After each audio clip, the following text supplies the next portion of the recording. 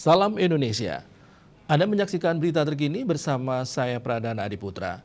Tambahan kasus COVID-19 di Bali pada Rabu 14 Juli naik dari jumlah sehari sebelumnya. Bahkan mengalami pemecahan rekor lagi dalam 2 hari berturut-turut dengan jumlah hampir 800 orang. Dengan adanya tambahan signifikan, kumulatif kasus COVID-19 kini sudah melampaui 57.000.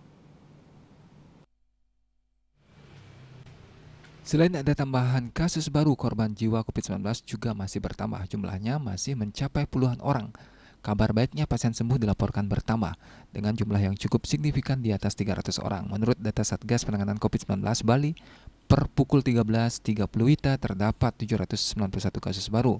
Kumulatif kasus yang ditangani Bali mencapai 57.488 orang. Korban jiwa bertambah 21 orang. Kumulatif korban jiwa COVID-19 mencapai 1.691 orang, 2,94%.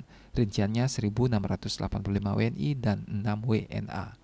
Pasien sembuh bertambah mencapai 315 orang sehingga total pasien sembuh saat ini sebanyak 50.409 orang, 87,69%.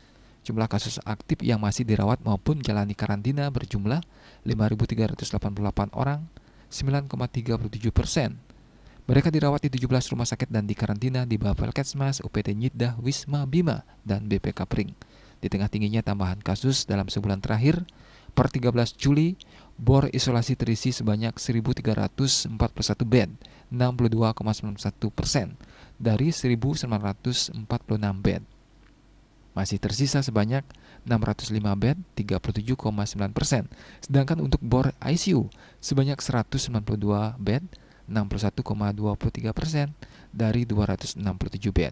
Masih tersisa sebanyak 75 bed, 38,77%. Diah Dewi, Bali Pos melaporkan.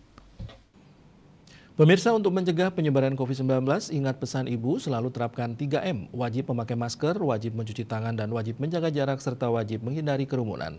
Dengan penerapan perilaku 3M, Indonesia segera terbebas virus corona menuju Indonesia maju. Tetaplah bersama Bali TV. Salam Indonesia.